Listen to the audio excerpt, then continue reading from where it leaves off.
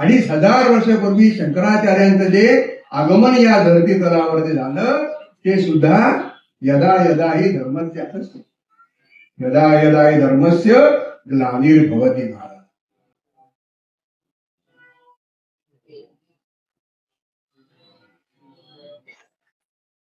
वर्णानाम संगानाम रसानाम छंदसामपि मंगलानांच कर्तारो वंदे वाणी विनायको.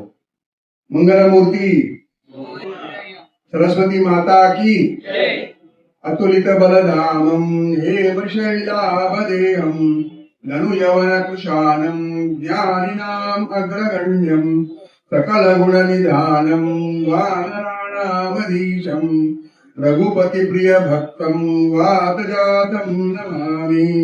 हनुमान भगवान की जय. आपदपरतारं दातारं सर्वसंपदां लोकाभिरामं श्रीरामं भूयो भूयो नमाम्यहं. राजाधिराज रामचंद्र भगवान की जय. सद्गुरू जंगली महाराज ट्रस्ट पुणे यांच्यातर्फे आयोजित केलेल्या ज्ञानसत्र व्याख्यानमालेमध्ये आज श्री दिलीप महाजन यांनी योद्धा संन्यासी आद्य श्री शंकराचार्य बालपणापासून ते त्यांच्या अंतिम प्रवासापर्यंत सर्व माहिती आज श्रोत्यांना सांगितली. तसेच यांची प्रतिमा प्रत्येकाने आपल्या घरात का लावावी, हिंदू धर्मासाठी यांनी काय केले याबाबतही त्यांनी सांगितले.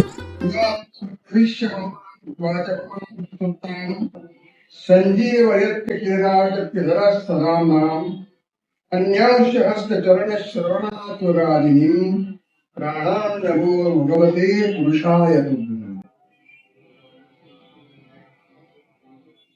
सुखासारिखे पूर्ण वैराग्य जाते वसिष्ठा परिज्ञान योगेश्वराचे. कवी वाल्मिका सारिका मान्य ऐसा नमस्कार माझा सद्गुरु रामदासा. सद्गुरु समर्थ रामदास स्वामी महाराज की जय. सद्गुरु जगदी महाराज की जय. सब संतन की जय. आर्य सनातन वैदिक हिंदू धर्म की जय. हिमालय किरीटिनी ब्रह्मराज ऋषि रत्नाढ्यां वंदे भारत मातरम. भारत माता की.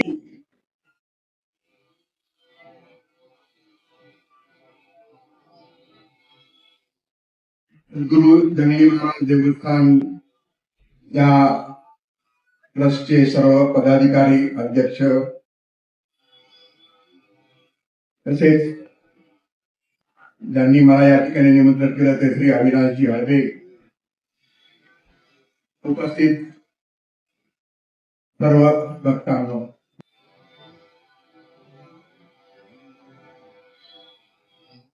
आता आपल्या सगळ्यांना माहिती आहे की चैत्र मासातलं नवरात्र चालू आहे. दोन्ही आहे, देवीचे नवरात्र आहे, रामाचे नवरात्र चालू आहे.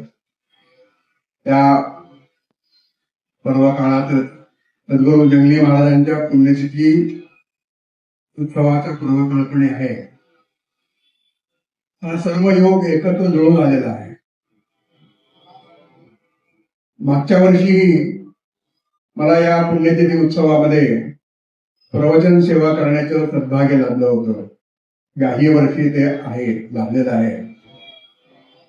यावर्षीचा माझा जो विषय आहे प्रवचनाचा तो योद्धा संन्यासी आद्य शंकराचार्याचा. योद्धा संन्यासी आद्य शंकराचार्य. संन्यासी आपल्याला सगळ्यांना माहिती, पण योद्धा काय आहे? योद्धा काय? योद्धा का मागे लावलेला आहे शंकराचार्यांच्या, आणि तोच आपल्याला आज जाणून घ्यायचा विषय आहे. वास्तविक पाहता योद्धा संन्यासी हे नामाभिधान अलीकडच्या काळामध्ये, अलीकडच्या म्हणजे एक 200-150 वर्षापूर्वीच्या काळामध्ये एका परदेशी व्यक्तीने स्वामी विवेकानंदांना केलेलं आहे. लिहिलेलं आहे. स्वामी विवेकानंद त्यांनी वॉरियर मॉन्क असं म्हणलेलं आहे. काय म्हणलेलं आहे? वॉरियर मॉन्क म्हणजे योद्धा संन्यासी. त्यांना असं म्हणावं वाटलं की वास्तविक आता संन्यासी म्हणजे आपल्याला माहिती, संन्यासी म्हणजे काय, सगळं काही सोडून दिलेलं आहे, कुठेतरी आपल्या मठामध्ये जाऊन बसलेला आहे किंवा मंदिरामध्ये जाऊन बसलेला आहे, समाजाचं काही त्याचं देणं घेणं आहे, काही नाही, आपापल्या मुक्तीच्या मार्गाला लागलेले आहे, मोक्षाच्या मार्गाला. अशा प्रकारची संन्यासाची रूढ कल्पना होती. पण नंतरच्या काळामध्ये आपण मी म्हणल्याप्रमाणे विवेकानंदांनी आपल्या हिंदू धर्माच्या पुनरुत्थानाचं जे काम केलं, हिंदू धर्माच्या श्रेष्ठतेचा डंका जो सगळ्या आता समुद्रापार जाऊन तिथे काय केला, झेंडा लावला म्हणा हरकत नाही, हे सगळं बघून आणि विवेकानंदांचे जे विचार आहेत ते विचार पाहून त्यांना योद्धा संन्यासी असं म्हणलं. म्हणजे केवळ स्वतःच्या मुक्तीचा विचार करणारा नाही, समाजाचा विचार करणारा आहे, धर्माचा विचार करणारा आहे, देशाचा विचार करणारा आहे, असा जो संन्यासी असून विचार करतो त्यांना त्यांनी काय म्हणलंय, योद्धा संन्यासी असं म्हणतात. म्हणून बघा पुढे चालून विवेकानंदाने जेव्हा रामकृष्ण मिशनची स्थापना केली तेव्हा त्या रामकृष्ण मिशन या संस्थेचं ब्रीद वाक्य जे होतं ते काय होतं, आत्मनो मोक्षार्थम जगद्हिताय. स्वतःचा मोक्ष साधायचा तर आहेच प्रत्येकाला, हे तर आपल्या चारी पुरुषार्थामध्ये शेवटचा पुरुषार्थ आहे, धर्म अर्थ काम मोक्ष, ते सगळ्यांचं ध्येय असलंच पाहिजे. पण ते साधत असताना केवळ स्वतःचा मोक्ष न साधता आत्मनो मोक्षार्थम जगद्हिताय, लोकांचं जगाचं कल्याण पण झालं पाहिजे, अशा प्रकारचा विचार घेऊन चालणारा जे होते संन्यासी वर्ग त्यांनी तयार केलेला होता. वास्तविक पाहता स्वामी विवेकानंदांनी पहिल्यांदाच ते काम केले का, विवेकानंदांनीच केले का, तर आपण त्यांच्या मागे थोडं जाऊन बघितलं तर आपल्याला लक्षात येतं की अशा प्रकारचं काम त्यांच्याही आधी 100-200 वर्ष राष्ट्रगुरु समर्थ रामदासांनी केलं. त्यांच्या काळात जे आवश्यक होतं त्यांनी समाज जागृतीचं काम केलेलं आहे. मृत सगळा समाज जागृत करून त्याचा आत्मनिर्भर करून तो छत्रपती शिवाजी महाराजांच्या स्वराज्याच्या कार्याच्या मागे उभा करणं हे समर्थांनी केलेलं काय काम होतं. तर त्या दृष्टीने सुद्धा समर्थ हे सुद्धा काय होते, योद्धा संन्यासी. पण समर्थांच्याही आधी बघितलं आपण तर फार पूर्वी अशा प्रकारचं म्हणजे 2500 वर्षापूर्वी अशा प्रकारचं काम करणारे कोण असतील तर ते आद्य शंकरा. किंबहुना शंकराचार्यांनी तशा प्रकारचं ते काम तेव्हा केलं म्हणून आज आपण हिंदू म्हणून शिल्लक राहिलो. अन्यथा आपण हिंदू म्हणून शिल्लक राहिलो असतो की नाही इतपत म्हणण्याची वेळ आलेली. अशा प्रकारचं समाजाला, धर्माला, राष्ट्राला जागृत करण्याचं काम आद्य शंकराचार्यांनी 2500 वर्षापूर्वी केलं होतं आणि म्हणून त्यांनाही आपण योद्धा संन्यासी. अशा प्रकारचं काम केलं होतं. असं काय काय काम केलं होतं त्यांनी, त्यांच्या जन्माच्या वेळेची देशाची आपल्या समाजाची काय परिस्थिती होती याचं जर आपण अवलोकन केलं आणि आपण जर पाहिलं खरं म्हणजे की या जगामध्ये बघा आपली ही सनातन हिंदू संस्कृती जी आहे त्याला सनातनच म्हणलेलं आहे आपण, ती फार पूर्वीपासून चालत आलेली आहे. त्याला एक विशिष्ट परंपरा आहे आणि ती चालत आलेली कितीतरी आपल्यावर काय झाल्या अडचणी आल्या, आक्रमणं झाली, आपल्या देशावरती झाली, धर्मावरती झाली, संस्कृतीवरती झाली. ही सगळी आक्रमणाला तोंड देत सुद्धा हा आपली संस्कृती, आपला सनातन धर्म हा काय आहे अजूनही टिकून राहिलेला आहे. जगामध्ये बघा महत्वाच्या अशा ज्या संस्कृती होत्या त्या निर्माण झाल्या आणि काळाच्या ओघात नष्ट झाल्या. उदाहरण द्यायचं तर ग्रीक संस्कृती आहे, इजिप्शियन संस्कृती आहे, सुमेरियन आहे, माया आहे. ह्या सगळ्या संस्कृती एकेकाळी जगातल्या उत्कृष्ट संस्कृती म्हणून म्हणल्या गेलेल्या आहेत. पण त्या काळाच्या ओघात नष्ट झाले. आता बघायला गेलं तर त्यांच्या संस्कृतीचं काही लांबच येत नाही. असं असताना सुद्धा बरं वास्तविक त्यांना खूप अडचणी आल्या, त्यांच्यावरती काही आक्रमण झाली आहेत असंही काही नाही. जशी आपल्यावर सातत्याने होत गेलेली आहे तशी पण काही झालेली नाहीये. अशा असताना सुद्धा आता संस्कृती नष्ट झाल्या, पण आपली ही सनातन संस्कृती मात्र अजूनही कायम आहे आणि कायम राहणार आहे. याचं काय कारण, याचं काय कारण असेल असा जर विचार करायला गेलो आपण तर आपल्या लक्षात येतं एक उर्दू शायर आहे, त्यांनी खूप सुंदर शब्दामध्ये हे मांडलेलं आहे. यूनान मिस्र रोमा सब मिट गए जहां से, यूनान मिस्र रोमा सब मिट गए जहां से, अब तक मगर है बाकी नामो निशा हमारा. आम्ही अजून चिल्ले हो.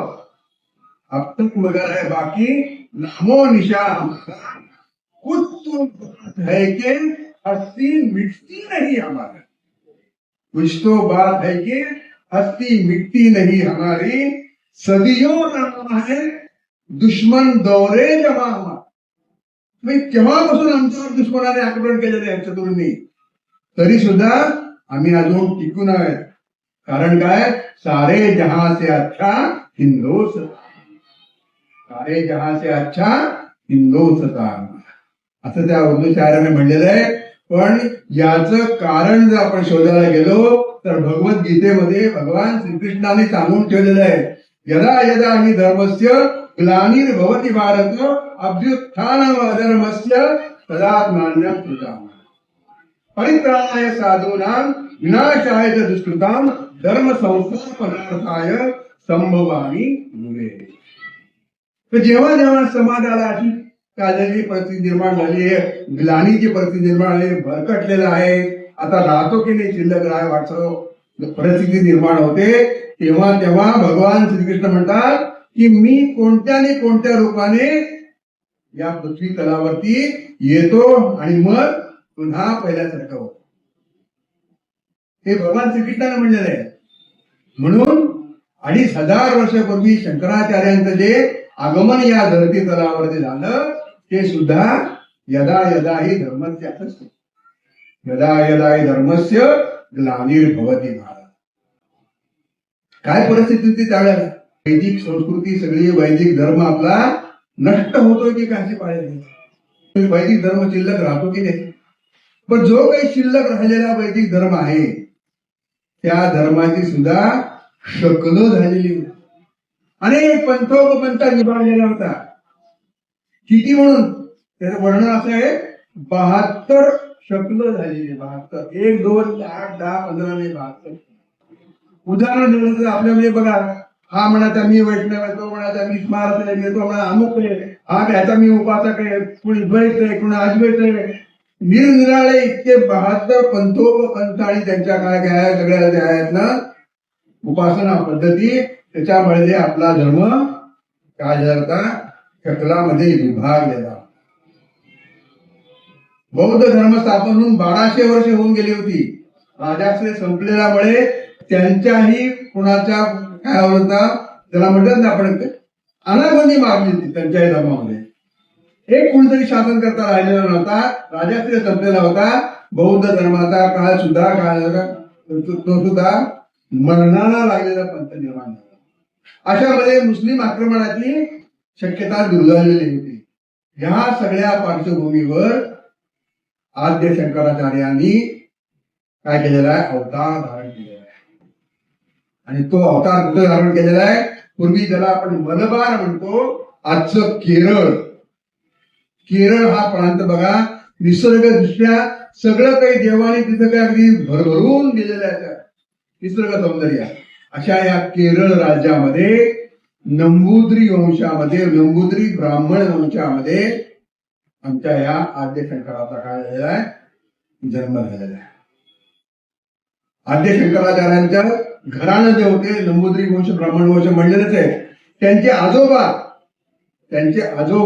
हे विद्याधर म्हणून होते, ते वैदिक होते. अध्ययन आणि अध्यापन दोन्हीही त्यांच्याकडे चालू, म्हणजे वैदिक पाठशाळा चालवायचे. त्यांचा मुलगा शिवगुरु हाही वडिलांप्रमाणे वेदांच्या अध्ययन आणि अध्यापनाचं काम करत होते. त्यांचीही वेद पाठशाळा होती. हे शिवगुरु आणि त्यांची पत्नी आर्यांबा असं हे दोघांचं सात्विक काय होतं, जोडपं होतं. आणि आपल्या सांगितलेल्या धर्माप्रमाणे वेद पाठशाळा चालवणं आपला गृहस्थाश्रम उत्तम रीतीने काय करत होते, चालवित होते. पण आपण म्हणतो ना, गृहस्थाश्रम जो असतो त्याची इति कर्तव्यता कुठे होते? शेवटी गृहस्थाश्रमामध्ये अपत्य प्राप्ती झाली म्हणजे काय झालं की गृहस्थाश्रम चाललेला आहे. पुत्र प्राप्ती म्हणजे संतान प्राप्ती व्हायला पाहिजे. अशा ह्याच्यातनं आपल्याकडे बघितलं जातं गृहस्थाश्रमाकडे. गृहस्थाश्रमाची इति कर्तव्यता पुत्र प्राप्तीमध्ये आहे. यांचं दोघांचंही बरंच वय होत आलेलं आहे, पण या दोघांनाही पुत्र प्राप्ती झालेली नाही किंवा अपत्य प्राप्ती झालेली नाही. आणि म्हणून त्या शिवगुरु आणि आर्यंबानी शेवटी असं ठरवलं की आपण काय करायचंय, आता तपश्चर्या करायची. हे सगळे जे आतापर्यंत आपण यदा यदा धर्मस्य असं म्हणलेलं आहे ना, यदा यदा धर्मस्य या कॅटेगरीमध्ये भगवान जेव्हा जन्म घेतात ना, अवतार घेतात ना, ते असे कोणत्याही घरामध्ये घेत नाहीत. सिलेक्टेड असतं ते. जेव्हा म्हणजे रामाच्या अवतारामध्ये भगवान विष्णूने यायचं ठरवलं तेव्हा त्यांनी कोणता वंश निवडलेला? सूर्यवंश, इक्ष्वाकू वंश तो निवडलेला आहे. ती परंपरा बघितली आहे. काय राजे होते एक एक त्याच्यामध्ये, त्या घराण्यात होऊन गेलेले. मी एक 3 योद्धा संन्यासी नावाची एक व्याख्यानमाळा म्हणजे प्रवचनमाळा करतो. त्याच्यामध्ये आद्य शंकराचार्य, समर्थ रामदास आणि स्वामी विवेकानंद आता आपण त्यांच्याबद्दल विचार केला. या तिघांच्या बद्दल एक एक दिवस माझे व्याख्यान असतं. तर या तिघांमध्ये सुद्धा असं साम्य बघा की या तिघांच्याही आई वडिलांनी त्यांच्या प्राप्तीसाठी तपश्चर्या केलेली. म्हणजे भगवान जेव्हा अवतार घेतात तेव्हा अशाच घरात घेतात की काय ते घराणं आहे त्याच्यामध्ये काहीतरी तपश्चर्या केलेली आहे आई वडिलांनी, काहीतरी परंपरा आहे. असं घराणं बघूनच ते काय झालं, अवतार घेतलेला असतो. समर्थांच्या घराण्यामध्ये 22 पिढ्या रामोपासना होती. 22 पिढ्या. तेव्हा कुठे समर्थ त्या घराण्यात जन्माला आले. विवेकानंदांचे तसंच आहे. आणि आपल्याकडे तपश्चर्या करायची म्हणली की विवेकानंद आहे किंवा शंकराचार्य आहेत, त्यांच्या आई वडिलांनी आराधना तपश्चर्या कोणाची करायची ठरवली? भगवान शंकराची. भगवान शंकराची तपश्चर्या करायची, आराधना करायची, अशा प्रकारची भक्ती करायची असा त्यांनी निर्णय घेतलेला आहे. आपल्या ह्या देवतांमध्ये भगवान शंकर हे असं समजलं जातं की भगवान शंकर हे तुम्ही जर मनापासून त्यांची भक्ती केली, तपश्चर्या केली तर सर्वात लवकर फळं देणारे भगवान शंकर. लवकर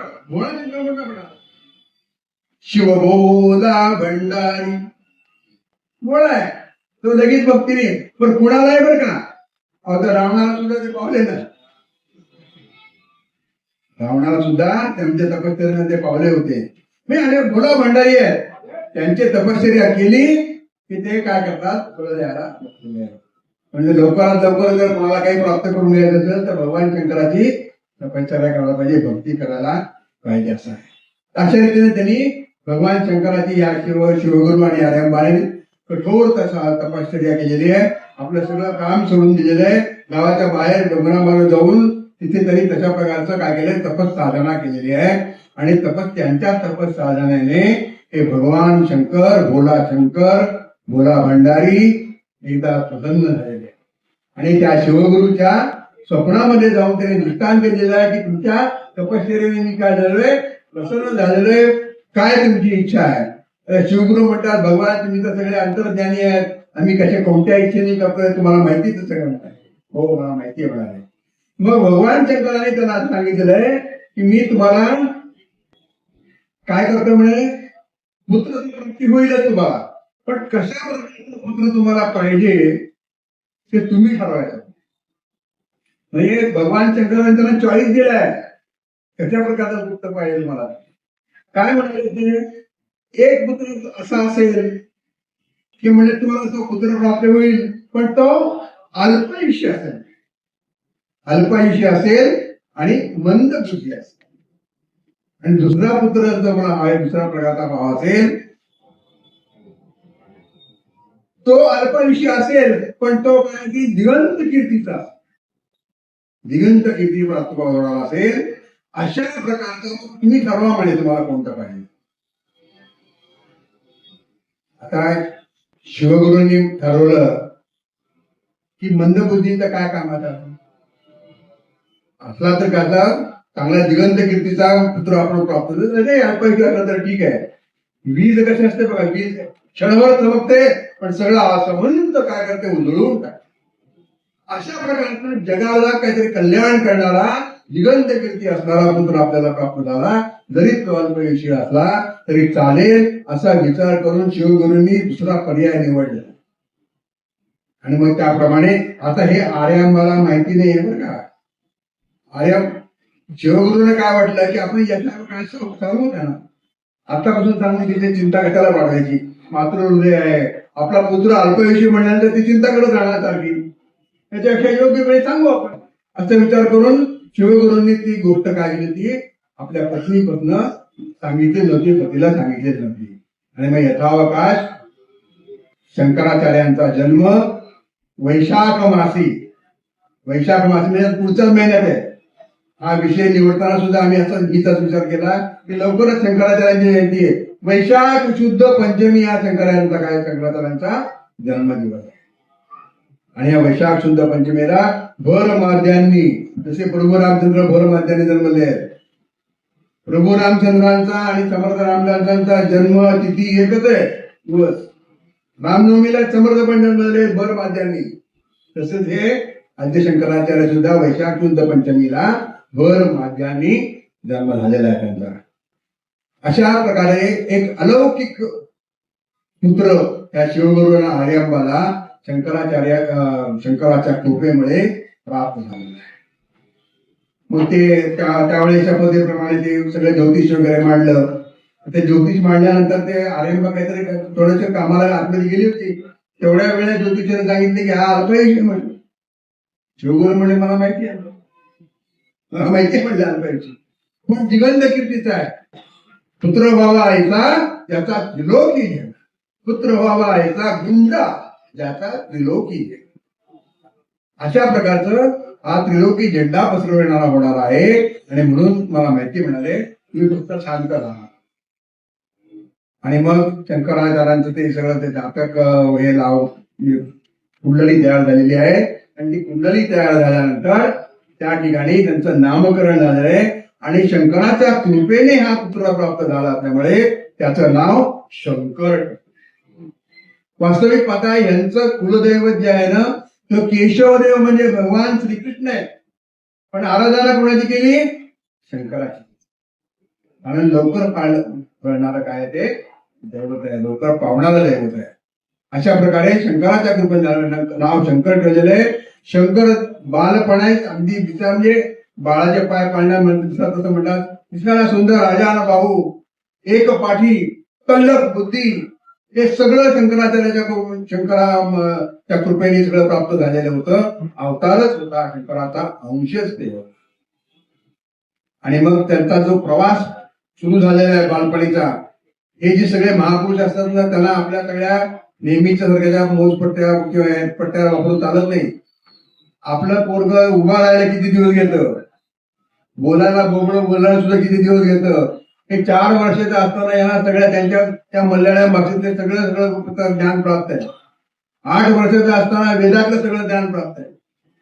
अष्टवेदसे चतुर्वेदी, अशा प्रकारचं त्यांची 5 काय म्हणतात ना, कारण महापुरुष आहेत, शंकराचे अंश आहेत. असं शंकराचं काय काय बालपण काढलेलं आहे.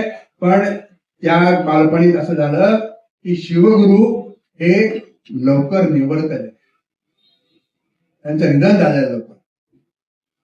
शंकराचार्य असो, समर्थ रामदास असो की विवेकानंद असो, हे त्यांच्या वडिलांना, त्या तिघांच्या मध्ये साम्य काय माहिती का? तिघांच्या मध्ये हे साम्य की त्यांच्या वडिलांचं आयुष्य काय होतं, लवकर गेले ते. तरी विवेकानंद कॉलेजमध्ये असताना त्यांचे वडील गेलेले आहेत. पण समर्थ रामदास आणि शंकराचार्य असेच ते लहानपणी असताना त्यांचे वडील काय झाले, निधन पावलेले आहे. मग बाकी सगळ्यांच्या मदतीने त्यांची मुंज झालेली आहे. आणि मुंज झाल्यानंतर यथावकाश काय केलेलं आहे, त्यावेळेच्या पद्धतीप्रमाणे गुरुकुलामध्ये शिक्षणासाठी पाठवलेलं आहे. तो गुरुकुलातले जे प्रमुख आचार्य आहेत त्यांनी बघितलं की हा मेधावी छात्र आहे, त्याला सगळ्याच विद्या जवळ आधीपासूनच अवगत आहेत, आता याला काय शिकवायचं असा प्रश्न त्यांचा. पण त्यांनी जे काय त्यांना त्यांच्याकडे ज्ञान असेल ते सगळं त्या ठिकाणी त्यांना दिलेलं आहे.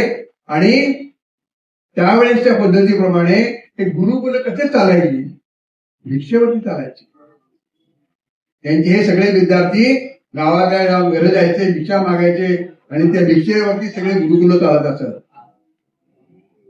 या गुरुकुलामध्ये असतानाच गुरूंच्या त्या आचार्यांच्या तोंडून शंकराचार्यांनी पतंजलीचे आत्ताचे म्हणजे तेव्हाचे अवतार जे होते गुरु गोविंद पाद हे यती नर्मदा काठी गुहेमध्ये अनेक वर्ष ध्यानस्थ बसलेले आहेत असं ऐकलेलं होतं.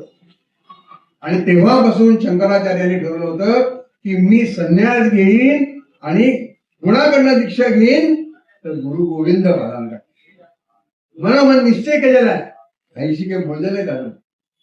आणि त्या गुरुकुलाच्या पद्धतीप्रमाणे एका घरी असे भिक्षा मागायला गेले असताना हे बालशंकर घरासमोर उभे राहिलेले आहेत. ओ भोवती भिक्षांदेही म्हणलेले एकदा श्लोक वगैरे म्हणला असेल, पण बराच वेळ झाला घरातलं काही हालचाल ऐकू आले नाही, काही प्रतिसाद नाहीये. दुसऱ्यांदा म्हणलं ओम, त्याच्या नियमाप्रमाणे 3दा ओम भोवती म्हणायचं, पुढच्या वेळेस दुसऱ्या वेळेला जेव्हा त्यांनी म्हणलं तेव्हा त्यांना काहीतरी हालचाल ऐकू आले. घरात एक वृद्ध स्त्री होती, एकटीच, आणि ती बिचारी या तेजस्वी या मुलाला, त्या बटूला आपल्याला काहीतरी भिक्षा देता यावी आणि म्हणून काहीतरी शोधत होते. सगळं घर शोधलं, तिला काहीही सापडलं.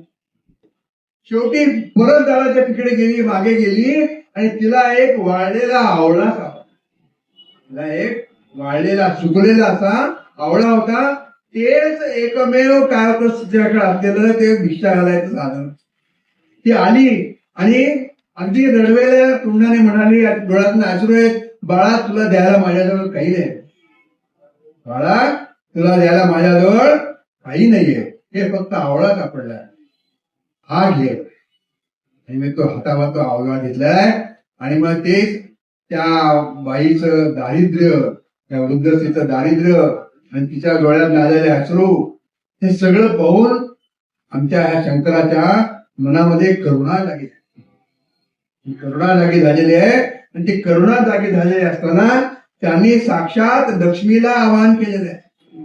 साक्षात लक्ष्मीला आवाहन केलेलं आहे आणि म्हणतायत, माता लक्ष्मी, अगं तू सगळ्यांचं पालन पोषण करणारी, हिच्यावरती अवकृपा का, हिच्यावरती अवकृपा का. बघ हिची परिस्थिती घरात काही नाहीये. लक्ष्मी म्हणते, तिचं कर्म आहे ते, मी काय करू शकते. नाही नाही, तू मनात आणलं तर सगळं काही करू शकते. माझी तुला प्रार्थना आहे, माझी तुला प्रार्थना आहे, विनमणी आहे. असं म्हणून त्यांनी त्या ठिकाणी जे स्तोत्र रचलेलं आहे, लक्ष्मीच्या आराधनेचं स्तोत्र रचलेलं आहे. आणि ते सगळं स्तोत्र, ती आराधना, ती स्तुती ऐकून लक्ष्मी प्रसन्न झाली आणि त्या घरावर सोन्यांच्या आवळांचा पाऊस. त्या स्तोत्राचं नाव आहे कनकधारा. त्या स्तोत्राचं नाव काय आहे? कनकधारा. अशा प्रकारे शंकराचार्यांनी काय केलेलं, त्या लक्ष्मीच्या आळवणी केलेली आहे, प्रार्थना केलेली आहे आणि त्या वृद्ध स्त्रीचं दारिद्र्य सगळं. काय योग्यता असेल बघा शंकराचार्यांची. त्याच्या आधी सुद्धा त्यांनी खरं गावाची जी त्यांची ग्रामदेवता होती, त्या ग्रामदेवतेला नैवेद्य दाखवण्याची कथा आहे. आपल्याला वेळ कमी आहे, शंकराचार्यांचे चरित्र तर खूप मोठं आहे. पण ती ग्रामदेवता म्हणजे संतांच्या जीवनामध्ये चमत्कार हे घडत असतात. संत जाणून बुजून काही करायला जात नाही, चमत्कार करायचा म्हणून. ती ईश्वरी शक्ती, जी अगाध शक्ती आहे, ती त्यांच्याकडनं करून घेत असते. आजकालचे काही मंडळी अशी आहे की त्यांना वाटतं हे सगळे चमत्कार होतांडे ही पुढेगामी मंडळी. पण संत काही जाणून म्हणून चला आता मला चमत्कार करायचा असं म्हणून चमत्कार करत नाही. ईश्वरी शक्ती त्यांच्याकडनं करून घेतात. अहो ज्ञानेश्वरांनी तर त्यांना भेटायला निघाले होते, चल म्हणले भिंतीला, निघाले भिंत घेऊन. पण भिंत नाही काय त्याचं भान नव्हतं, कुठे जायचं म्हणजे भिंतीमध्ये गेला झालंय का. ज्ञानेश्वरांनी एकदा त्या रेड्याकडनं वेद म्हणून घेतला. रेड्यांची वेद पाक्षर नाही काय, एकदा ते होत असतात, पण ते चमत्कार होत असतात. हे आपल्याकडे नाही, परदेशात सुद्धा आपण बघतो. एखाद्या रसेल नावाचे एक शास्त्रज्ञ आहेत, त्यांनी सुद्धा अशा चमत्काराला मान्यता दिली नाही की घडू शकतं म्हणे, ईश्वरी शक्ती घडू शकते. त्यांनी तर त्या ठिकाणी ते येशू ख्रिस्ताने केलेले चमत्कार लागले. चमत्काराकडे बघताना असं बघितलं पाहिजे की संतांच्या कार्य करून ही ईश्वरी शक्ती अशा प्रकारचं ते घडवून आणू शकते.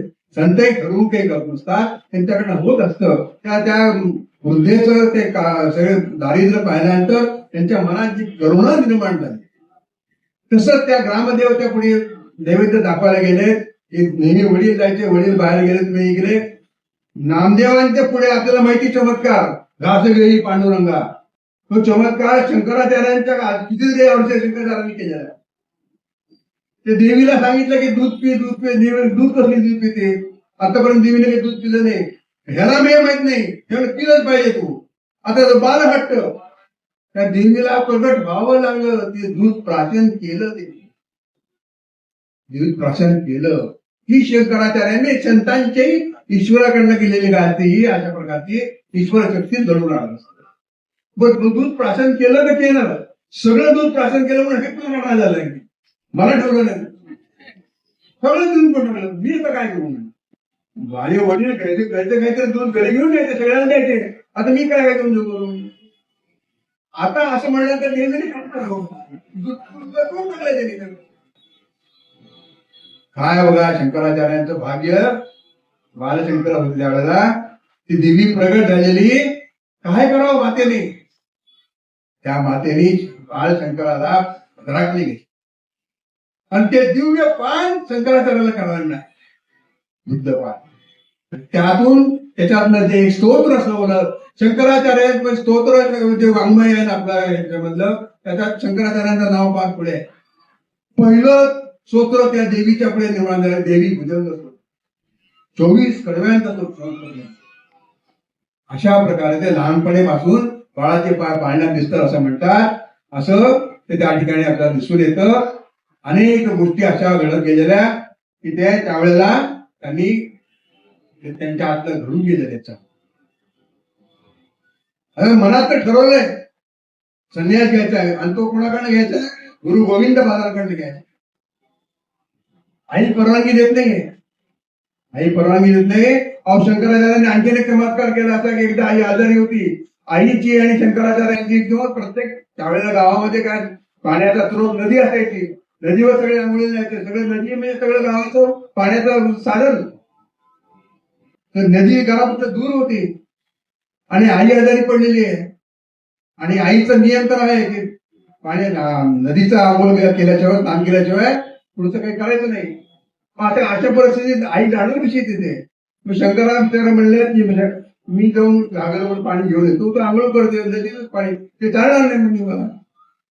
मग या बालशंकराने काय केलं, ते नदीचा प्रवाह बदलून घरासमोर आणला. नदीचा प्रवाह आजही तुम्ही जर कालडीला गेलात, कालडी नावाचं जे गाव आहे शंकराचार्यांचं जन्मस्थान, त्या घरासमोर त्यांची नदी राहते. प्रवाह बदलला नाही. आईला म्हणलं आंघोळ कर, स्नान करतात. आणि मग असं एके दिवशी हे आई पण, आईचं स्नान होऊन गेलं होतं, हे नदीमध्ये उतरले होते. आणि मग शंकराचार्यांनी एकदम काय केलेलं, हाकामध्ये वाचवा वाचवा वाचवा. माझा माग मगरीने धरल्यामुळे, मगरीने माझा त्यावेळेला नदीमध्ये आजही असतं, काही काही नद्यांमध्ये मगरी आहे, मगरीने पाय धरला म्हणाले माझा. आता हे मगरीने पाय धरल्यामुळे तर कोण जाणार वाचवलं, आपलं धरलं तर आई येऊन बघते, अरे वाचवा म्हणून त्याला काही मदत करा. अशा वेळेला कोणीही तिकडे जायला तयार नाही. आई ओरडते, माझ्या शंकराला वाचवा, माझ्या शंकराला वाचवा. शंकराला काय असं वाचवणार. शेवटी शंकराचार्य म्हणतात आईला की आई, माझ्या मनात तर संन्यास घ्यायचा आहे, पण तुझी परवानगी मिळत नाही. आता मी एवी देवी मरतोय, निदान मरताना मला मनात संन्यास घेतल्याचा तरी मुंडे लागू दे, तू परवानगी दे. मी आतू संन्यास म्हणतात. मग मनात म्हणजे मनात बसून संन्यास घेतलेला आहे. प्रत्यक्ष विधी वगैरे नंतर व्हायची ते होती. तर आतूर संन्यास घ्यायची परवानगी मला दे, आणि तू परवानगी दिली तर मी तो आतर संन्यास घेईन. मी संन्यास घेतल्याचं समाधान तरी मला मरताना लागेल. आपल्या मुलाची इच्छा पूर्ण व्हावी म्हणून आईने म्हणलं बर बाबा घे, आणि बर बाबा संन्यास घे म्हणलं, परवानगी दिली, आणि तिकडे मगरीने पाय सोडला. शंकराचार्य आले. आता हे चमत्कार आहे का काय माहिती नाही, पण असं घडलंय. पण त्यांच्या पायाला जखमा होत्या, मगरीचे दात लागलेले होते. आणि मग चल आता आला वर किनाऱ्यावरती आल्यानंतर चल म्हणले घरी. आता मला कुठे घर आहे म्हणले. आता मी संन्यास घे, आता मी काही घरी येणार नाही. आई मी निघालो. आता कुठे निघालो? माझे गुरूंच्या सोबत निघालोय, नर्मदा काठी मी निघालोय म्हणाल. अशा प्रकारे निघालो म्हणल्यानंतर आई म्हणाले, अरे तुझे वडील गेलेले आहेत, मला तुझ्याशिवाय कोण आहे? कशी मी जीवन जगणार? तू पण निघून चाललास म्हणे, तू पण निघून चाललास, कशी मी जीवन जगणार? आणि मला काही झालं वृद्धापकाळामध्ये. अरे मुलगा कशा करता आम्ही तुला मागून घेतलंय. प्रत्येक आई वडिलांची इच्छा असते की आपल्या मुलाच्या मरणासमयी आपला मुलगा जवळ असावा, त्याच्या हातून आपले क्रियाकर्म व्हावे. आपल्याकडे एक पद्धती असं म्हणतात की ते मुलांनी जर क्रियाकर्म केलं तर काय मोक्ष मिळतो, असं आपल्याकडे हे आहे. मग आम्हाला मोक्ष मिळणार कसं?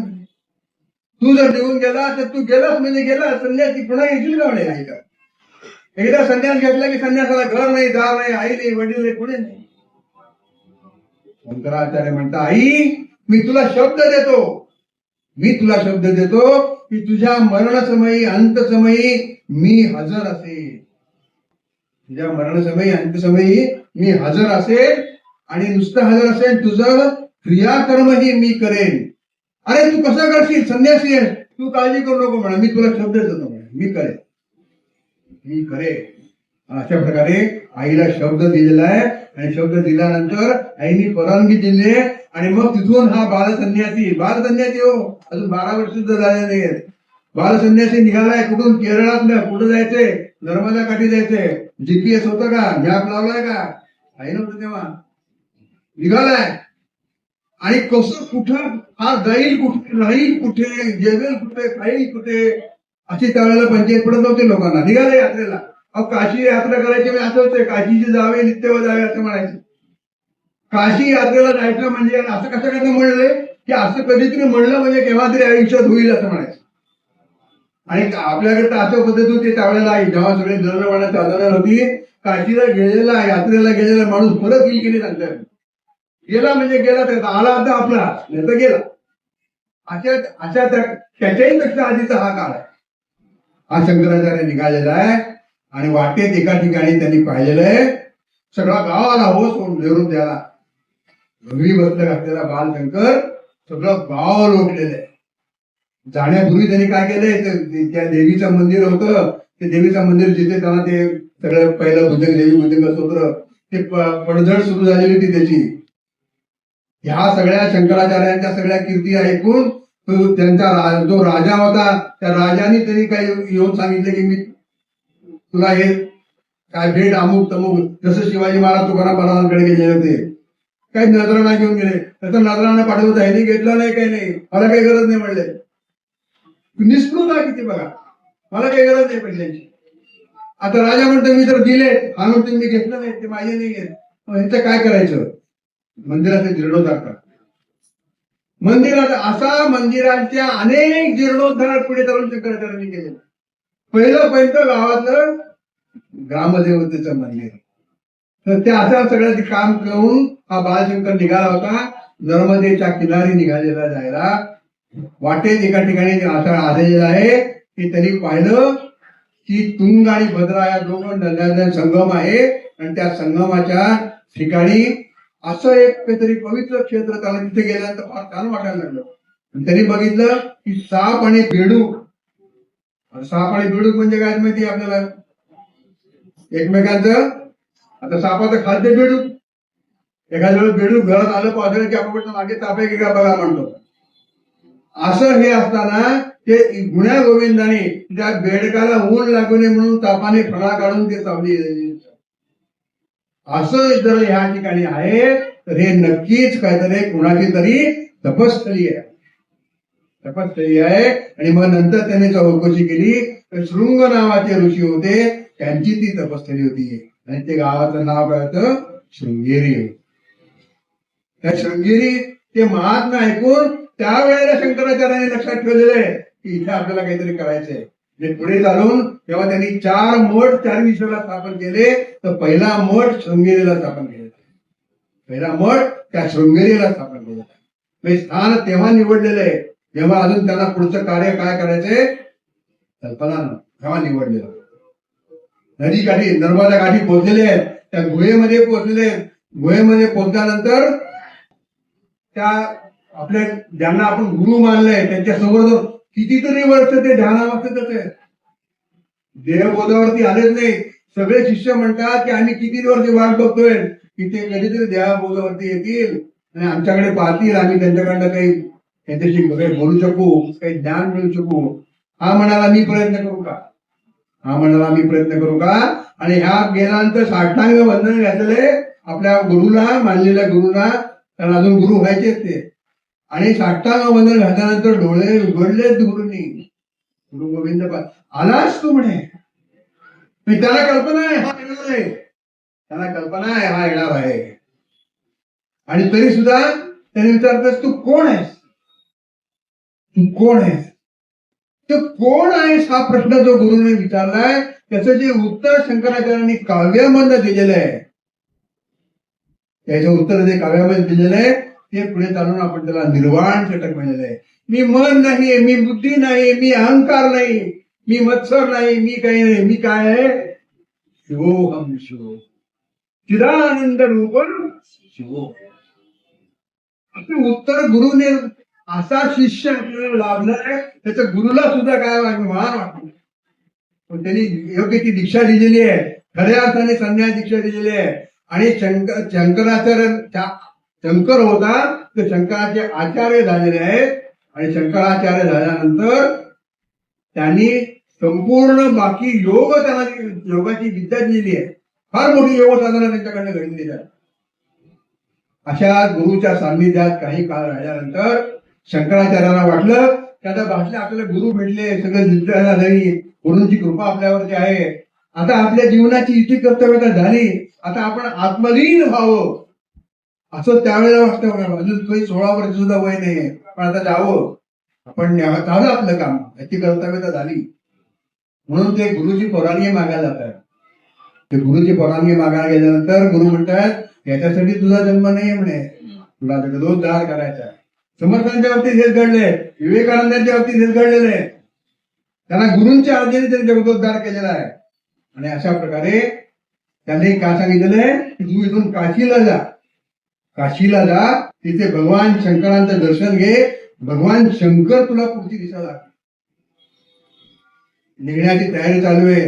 त्याच वेळेला काय पावसाळा आला होता, खूप मोठा पावसाळा. त्यावेळेस पावसाळा आला आत्यासारखं, त्यावेळेला पावसाळ्यात पाऊस पडायचा, आत्यासारखं कधीही पडायचं नव्हतं.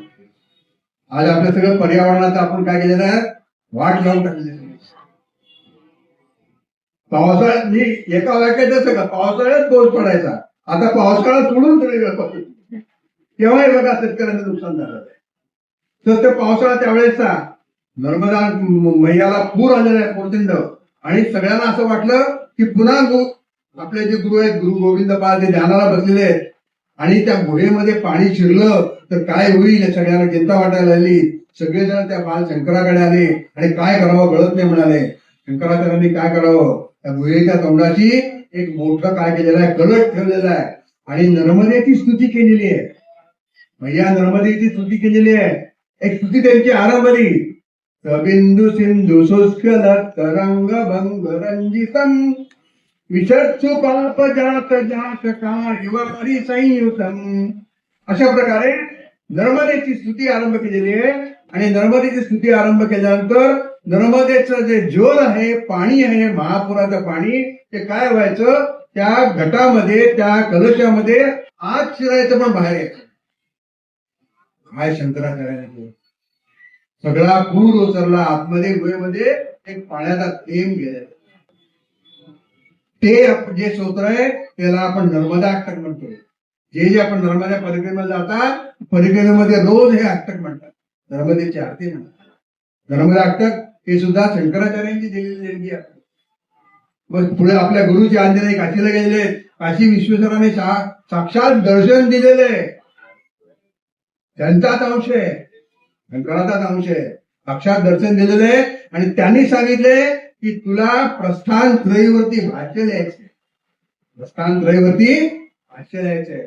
त्यांच्या आज्ञेने कुठं जाऊ लिहायला निवांत जागा, राम म्हणजे बद्रिकाश्रमात. बद्रिकाश्रमात गेलेले, बद्रिकाश्रमात गेल्यानंतर तिथं सगळ्या प्रस्थान त्रयीवर भाष्य लिहिलंय. आतापर्यंत प्रस्थान त्रयीवर भाष्य कोणी लिहिलेलं नाहीये. प्रस्थान त्रयी ही आपल्या अध्यात्माची गंगोत्री आहे. उपनिषदे, ब्रह्मसूत्रे आणि भगवद्गीता या तिघांवरती त्यांनी भाष्य लिहिले. आणि हे भाष्य असे की हा आपल्या तत्वज्ञानाचा मेरुमणी आहे. भारतीय तत्वज्ञानाचं जे काय असेल तर उच्च स्थान असलेलं असलं हे प्रस्थानत्रयी, त्या प्रस्थानत्रयीवर भाष्य लिहिलं. पहिला भाष्यकार आहे शंकराचार्य. नंतर त्या लोकांनी म्हणजे ते आपल्या भारतातले असो कुठलेही असो सगळे तत्वज्ञ नंतर ह्या शंकराचार्याच्या भाष्य जे लिहिलेले त्यांनी त्या भाष्याकडे एवढे चकित झालेले, तिमित झालेले की अशा प्रकारचं तत्वज्ञान कुठेही जगाच्या पाठीवर पाहायला मिळणार नाही. असा तत्वज्ञ मिळाला.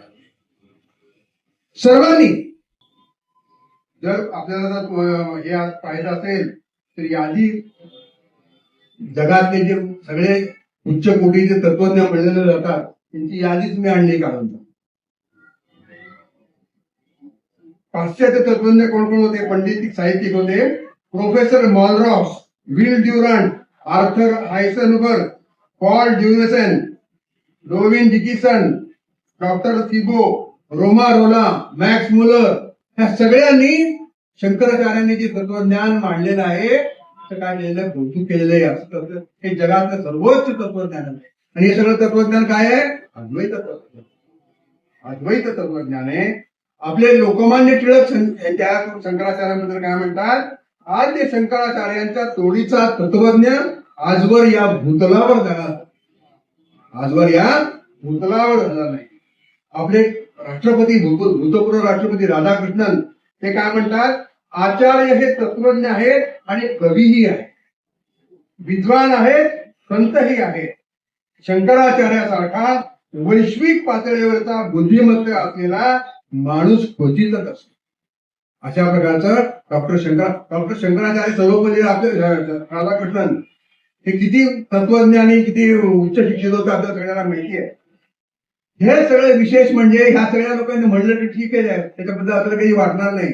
पण एका व्यक्तीने सुद्धा शंकराचार्यांचा थोरवा गायलेला आहे, म्हणलेलं आहे, मान्य केलेलं आहे. आणि त्यांचं नाव जर आपण ऐकलं तर आपल्याला आश्चर्य वाटेल. यांनी सुद्धा म्हणलेलं आहे पंडित जवाहरलाल नेहरू. पंडित जवाहरलाल नेहरू ते आपल्या डिस्कव्हरी ऑफ इंडिया पुस्तकात म्हणतात की शंकराचार्यांचा, त्यांनी आपल्या त्या सगळ्या शंकराचार्यांचा मुक्त कंठाने काय केला? गौरव केलेला आहे. हे आमच्या देशाचं वैभव आहे. सगळ्यात शेवटी म्हणजे त्याच्या अगोदर असं म्हणतात की मार्गारेट नोबल म्हणजे निवेदिता, भगिनी निवेदिता या विवेकानंदांची शिष्या होती. त्या म्हणतात त्यांनी सगळी तिसरे तत्वज्ञानी नाव घेतले. अल्सिसी, फ्रान्सिस ॲबेअर्ड, मार्टिन लुथर, तसेच इग्नेशियस लोयला या महान व्यक्तिमत्वांचे विशेष कुठे एकवटले असतील तर ते आद्य शंकराचार्य हे किती महान होते हे या लोकांनी सांगितल्यानंतर आपल्याला लक्षात येतं. आणि आपण मात्र आज आपली परिस्थिती अशी झाली आहे की आपण आपल्या पिढीला निदान शंकराचार्य नाव तरी माहिती आहे, त्यांचं कार्य, त्यांचं चरित्र किती लोकांना माहित असेल माहिती नाही.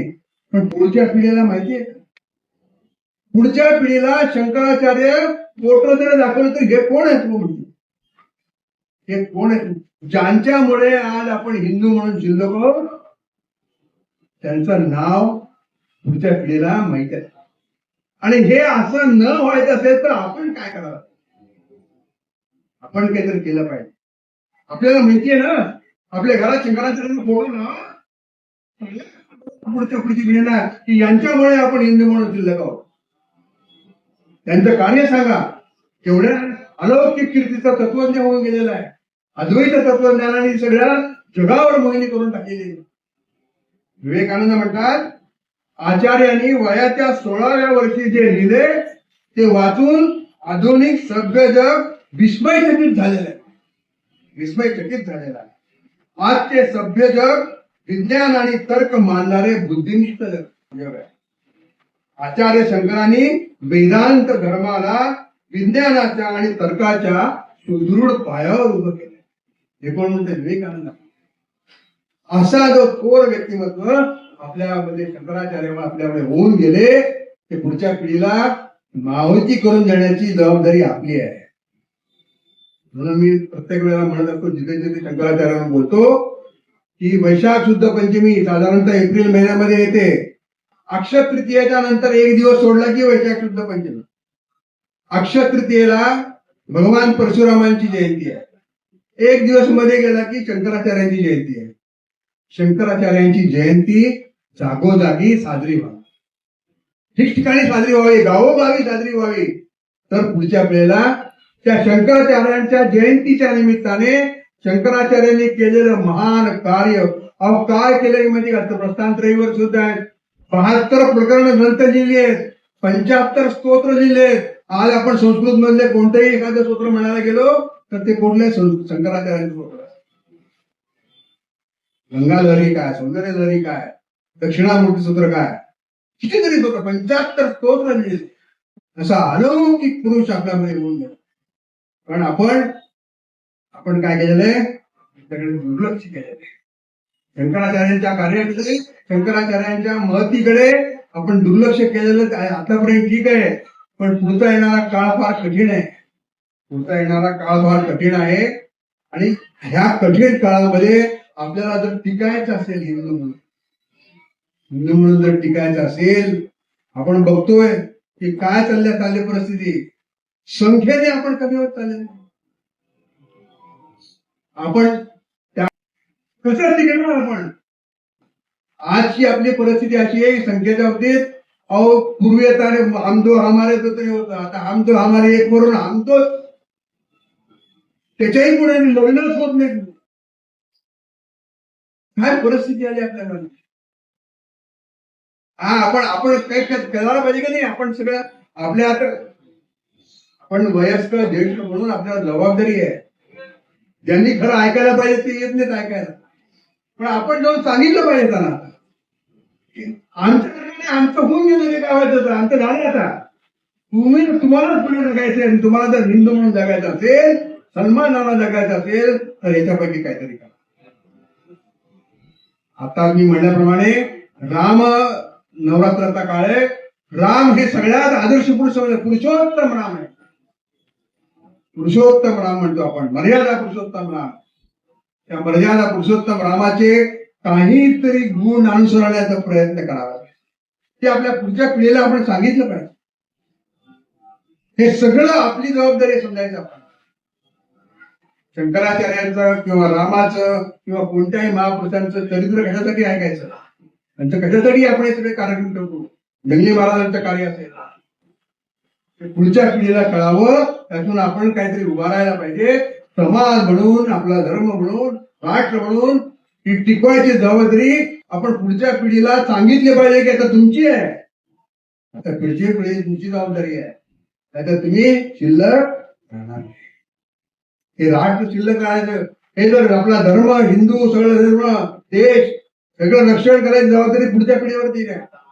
त्यांना हे सगळं सांगायला पाहिजे. आपण अशा प्रकारे त्याच्यासाठी हे कार्यक्रम आहेत. सगळ्या कथा, सगळे चरित्र, सगळे व्याख्यान कशासाठी आहेत? आज आपण शंकराचार्य ऐकतो, तुझ्या आणखी काही ऐकू, कुणाचे चरित्र ऐकू, रामाची कथा ऐकू, कशासाठी आहे? थोर महात्मे होऊन गेले, चरित्र त्यांचे पहा जरा, आपण त्यांच्या समान व्हावे हाच सापडेल. काहीतरी गुण आपण अनुसरण्याचा प्रयत्न केला तरच पुढे आपला टिकावा लागू शकणार आहे. याची आपण काय केले पाहिजे? लक्षात ठेवलं, खूण गाठ बांधली पाहिजे.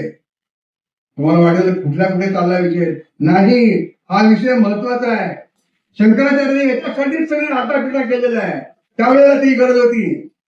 मी तर म्हणतोय भगवान श्रीकृष्णाने म्हणले यदा यदा ही धर्माची, पण भगवान सुद्धा म्हणतील अरे आम्ही शंकराचार्य दिले, आम्ही तुम्हाला रामदास दिले, आम्ही तुम्हाला विवेकानंद दिले, आम्ही सगळे पुढे पुढे देताना तुम्ही काय करताय? तुम्ही काय करताय? कुणीतरी यावं आणि आमच्यासाठी करावं, मग आम्ही जागे होणार आणि पुढे विसरून जाणार. शंकराचार्याने केलेलं विसरलं तर समर्थांना आपला जन्म घ्यावा लागला. समर्थाने केलेलं आपण विसरून गेलो. अहो किती अत्याचार केले मुसलमानाने आपल्यावर, सगळे विसरून गेलो. पुन्हा जन्म घ्यावा लागला. असं किती दिवस चालणार आहे? आपण सगळे आपल्या हिंदू धर्माचं महत्वाचं काय आहे की आपण सगळे ईश्वराचे अंश आहोत. स्वयं अमृतस्य पुत्र हा, म्हणजे आपण ईश्वर आहोत. आता प्रत्येकाने काहीतरी करण्याची जबाबदारी आपली आहे. भगवान श्रीकृष्णाने जेव्हा गोवर्धन पर्वत उचलून धरला, आपल्याला माहिती कळवेळेवर धरला, आणि त्यांनी सांगितलं की मी नुसतं नाही करणार, तुमची काठी लावा म्हणले. तुम्ही सगळ्यांना सांगितलं तुमची काठी लावा. प्रत्येकाने आपापली काठी लावायची वेळ आता आलेली आहे. प्रत्येकाने काठी लावायची वेळ आलेली आहे. आपापली काठी सज्ज ठेवा. अहो घरात धुणं वाहण्याची घालायची काठी सुद्धा आता राहिलेली. तर ते आले इझी ड्राय आलं ना. घरात काठी तरी आहे का? जे कोणी संघाचे लोक त्यांच्याकडे दंड असेल.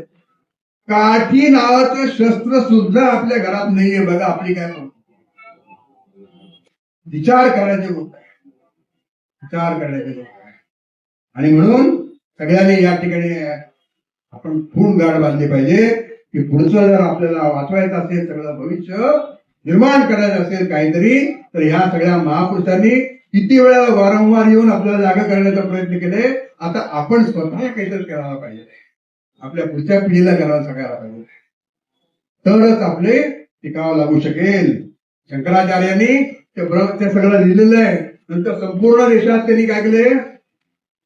विजय यात्रा केलेली आहे. अनेकांना त्यांनी काय केलेलं आहे? त्यावेळेस म्हणाले त्याला शास्त्रार्थामध्ये हरवायचं, सगळ्यांना शास्त्रार्थ हरवले. 4 मुख्य शिष्य निर्माण झाले त्यांचे. 4 शिष्याला मठ बांधले. पहिल्यांदा संन्यासाची संघटना निर्माण केली. पहिल्यांदा संन्यासाची संघटना निर्माण केलेली आहे. त्या संघटनेचे मठासाठी नियम घालून दिलेले आहेत. आपल्याला माहिती आहे शृंगेरी बद्दल आपण आज बोललो असता. शृंगेरी पहिला मठ त्यांनी तिथं स्थापन केलेला आहे. शृंगेरीच्या शंकराचार्यापासून शृंगेरीचे जे 12वे किंवा 13वे जे शंकराचार्य शृंगेरी मठाचे होऊन गेले, ते कोण होते? स्वामी विद्यारण्य होते. शंकराचार्यांनी लावलेलं जे बीज होतं, त्याचा जेव्हा वृक्ष निर्माण झालेला, ते 12वे जे विद्यारण्य स्वामी होते, त्यांनी केलेलं कार्य अलौकिक कार्य. कसं कार्य केले? हरिहर आणि तुकाराम. अहो त्यांना मुसलमान करून नेलं होतं दिल्लीला, आणि मुसलमानाचे प्रतिनिधी म्हणून धर्म बदलून परत पाठवलं होतं. ते हे विद्यारण्याकडे गेले. विद्यारण्याला म्हणाले की असं आहे. त्यांनी परत त्यांना हिंदू धर्मात घेतलेले. आणि विजयनगरचं साम्राज्य निर्माण केलेलं. विजयनगरचं साम्राज्य त्या विद्यारण्य स्वामींच्या मार्गदर्शनाकडे शंकराचार्यांचा मठ येतो. अशा प्रकारे त्यांनी काय केलेलं? बीज रोपण केलेलं होतं. त्याचे फळं यायला पाहिजे. आता सुद्धा बघा त्या द्वारकेचे शंकराचार्य प्रमाणामध्ये जाऊन मिसळतात. कुठलाही म्हणजे बघत नाही जात पंथ, सोळं ओळख बघत नाही, जातात, काम करतात. अशा प्रकारचं शंकराचार्यांनी निर्माण केलेलं हे सैन्याची संघटना होती. त्या संघटनेमुळे आज आपण हिंदू म्हणून शिल्लक राहिलेलो आहे. अवघं 32 वर्षाचं आयुष्य तेवढं 2दा पायी परिक्रमा केली भारतवर्षाची. हे मठ निर्माण केलेले हिंदू धर्माला सगळ्या 72 शकलामध्ये काय झाला विभागला होता, त्या सगळ्याला आपल्या अद्वैताच्या झेंड्याखाली एकत्र आणलेलं आहे. म्हणून आज आपण हिंदू म्हणून शिल्लक राहिलो. 32 वर्षाचा झाल्यानंतर आयुष्य आईला शब्द दिल्याप्रमाणे पाळलेलं आहे. शंकराचार्य तर म्हणतात न मातू परदैवतम, आई सारखं दैवत जगा. हे शिकायचं शंकराचार्याकडनं. आपण आई वडिलांचा आदर केला पाहिजे. आई वडिलांचं म्हणणं ऐकलं पाहिजे. आईच्या शब्द दिला गेले समाज काय म्हणून बघितलं नाही, समाजाला सांगितलं मी तिन्ही परवानगी दिली म्हणून मी कन्या झालो, हे काय करू शकलो, तिन्ही परवानगी दिली नसतील तर. आणि गंमत म्हणजे ईश्वर सुद्धा बघा संन्यासीने अग्नी पेटू म्हणून म्हणतात, पण अग्नी आपोआप पेटला, त्यांना पेट्रोल लावलं नाही तिथं. शंकराचार्यासाठी सगळं असं घडलं गेलं. असे शंकराचार्य शेवटी त्यांनी काय केलेलं आहे, केदारनाथला त्यांचं काय केलेलं, जसं आपण म्हणतो तुकाराम महाराज सदैव वैकुंठाला गेले, हे सगळे अनेक शंकर संतांच्या बाबतीत चमत्कार पुन्हा पुन्हा घडत आलेले आहेत. तसं त्यांच्या आयुष्याच्या शेवटी जेव्हा केदारनाथला ते गेलेले आहेत, केदारनाथचं जी पिंड आहे शंकराचे पिंड, ती पिंडाची जसं काही कपाट उघडतं तसं कपाट उघडल्याचं कापले दरवाजा उघडलेला आहे आणि शंकराचार्याने त्याच्यामध्ये प्रवेश केलेला आहे आणि आपला सदेह ते शंकरामध्ये लीन झाले, शंकराचा अंश होते शंकरामध्ये लीन.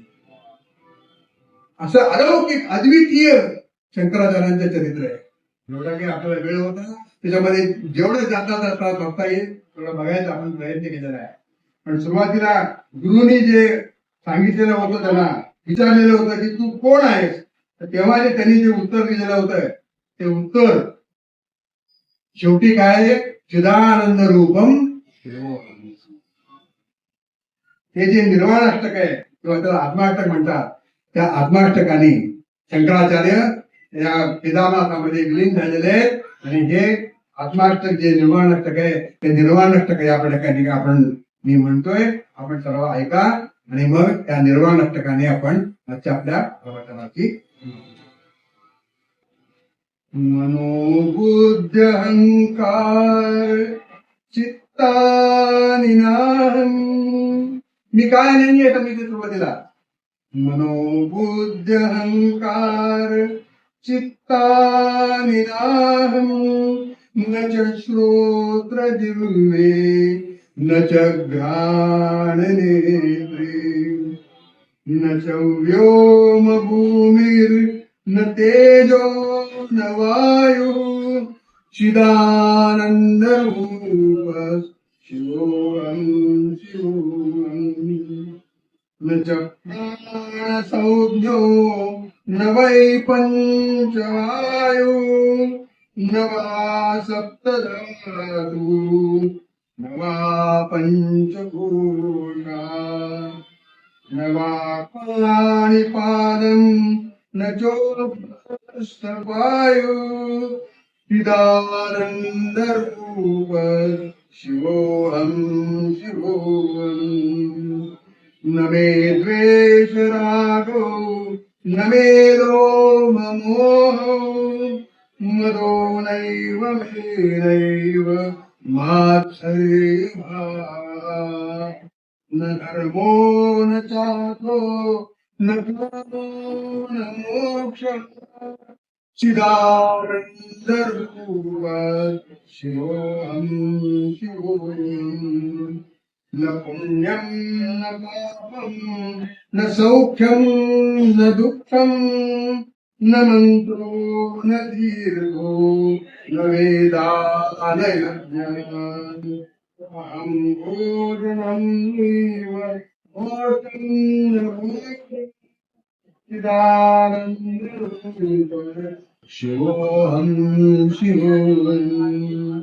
न मे मृत्युशंका न मे जाति भेद पिता नैव मेनैव माता न जन्मा न बन्धुर्न मित्रं गुरुर्नैव शिष्यः चिदानंद रूपं शिवोहं शिवोहं.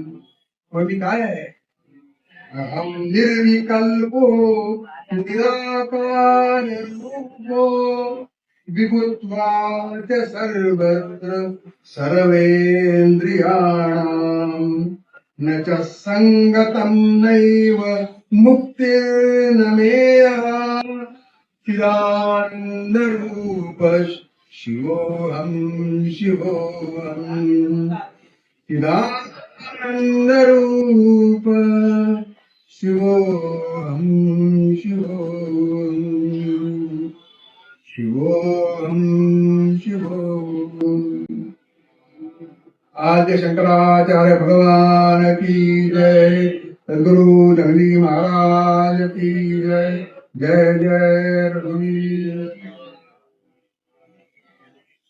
सद्गुरु श्री जंगी महाराज असे प्रवचनकार दिलीप महाजन आणि उपस्थित संत सज्जन गुरु बंधू आणि भगिनींनो, भगवंताचं जे वचन आहे, यदा यदा ही धर्मस्य ग्लानी भवति भारत, या वचनाप्रमाणे जसे अवतार झाले त्यातील शंकराचार्यांचा अवतार या ठिकाणी अत्यंत सुंदर रीतीने त्यांनी समजून सांगितलेलं आहे. फक्त 32 वर्षाचे आयुष्य लाभलेल्या शंकराचार्यांनी किती मोठं काम केलंय याची आपल्याला एक थोडीशी झलक तरी झाली. कारण मगाशी त्यांनी सांगितलं चरित्र खूप मोठं आहे, सगळ्या गोष्टी सगळ्याला 2-3 दिवस लागतील, पण तरी सुद्धा त्यांनी आपल्याला एक संजीव रूपाने आपल्यापुढे तो सगळा कार्यभाग उभा केलाय. त्याबद्दल आपला सगळ्यांतर्फे मी त्यांचे आभार मानतो.